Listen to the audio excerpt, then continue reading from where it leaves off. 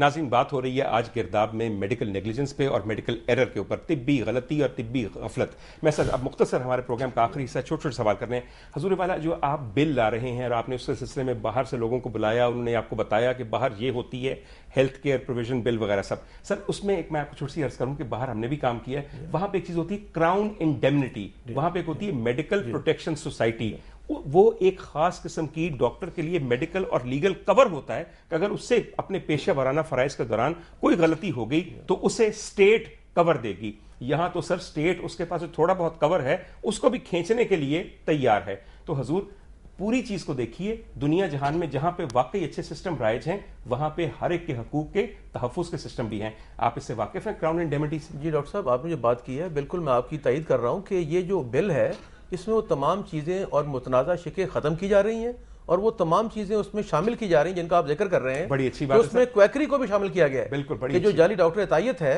उसका भी एक सेक्शन शामिल कर दिया गया है और तमाम स्टेक होल्डर्स जो हैं इस बिल के वो इस वक्त ऑन बोर्ड हैं और कल भी उनकी मीटिंग हो रही है। सही, और ये बिल एक यूनानिमस बिल होगा जो डॉक्टरों की, आवाम की, सबकी सेहत और उनकी इस्लाह के लिए होगा। सही।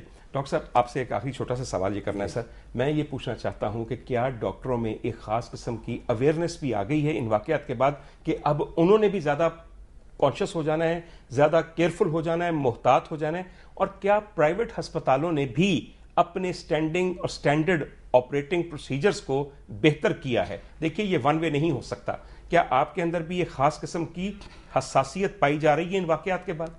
देखिए जी, जो प्राइवेट हॉस्पिटल है वो तो काम ही इस चीज़ पे करता है कि अगर वो अच्छा काम करेगा तो उसके पास मरीज़ आएंगे, अगर वो अच्छा काम नहीं करेगा प्राइवेट डॉक्टर तो फिर उसके पास तो मरीज़ नहीं आएंगे।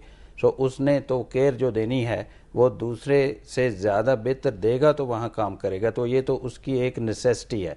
दूसरा, ये अखलाकी तौर पे भी हमारा ये फ़र्ज़ है कि जहाँ जहाँ भी मुमकिन है जो भी सोर्सेज ऑफ एरर हैं उनको मुमकिन हद तक ख़त्म किया जाए, यानी ये तो गैर इंसानी चीज़ है।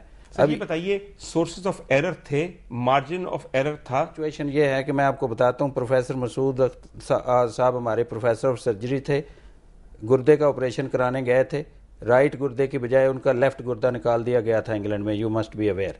हमारे प्रिंसिपल थे किंग एडवर्ड के सियाल साहब, वो थायराइड यहाँ नहीं ऑपरेशन कराया था कि मेरी नर्व ना कट जाए, वहाँ जाके कराया, हमेशा के लिए होश होके आ गए।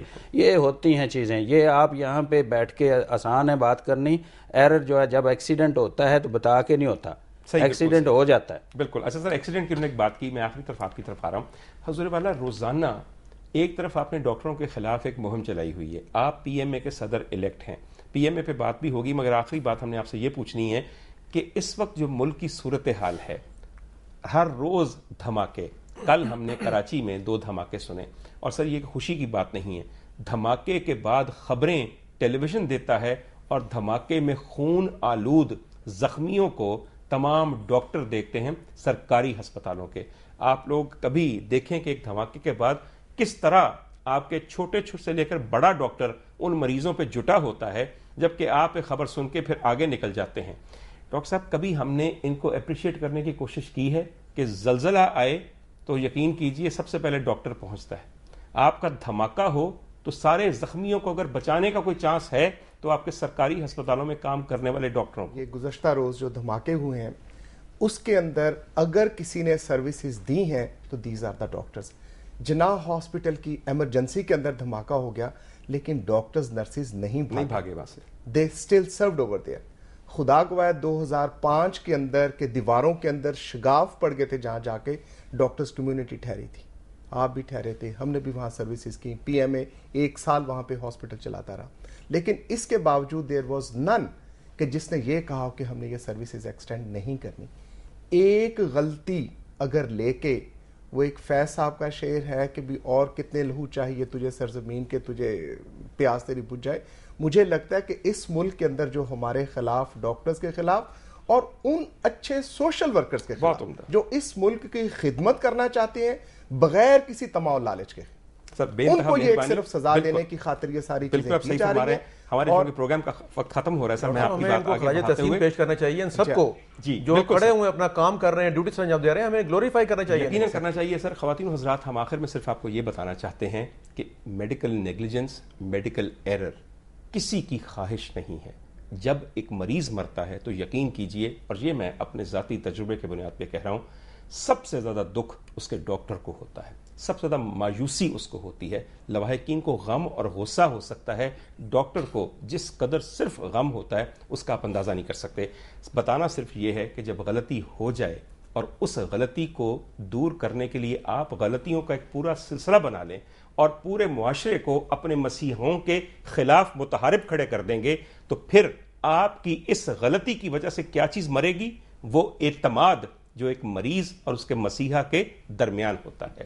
مسیحا کو مسیحا آپ کا اعتماد, آپ کے اس کے اوپر امید, آپ کا یقین اس پہ وہ بناتا ہے, اور آپ کو بھی شفا اس کی توجہ کی وجہ سے ملتی ہے جو آپ اپنی عزت کی وجہ سے اس کے دل میں جگاتے ہیں.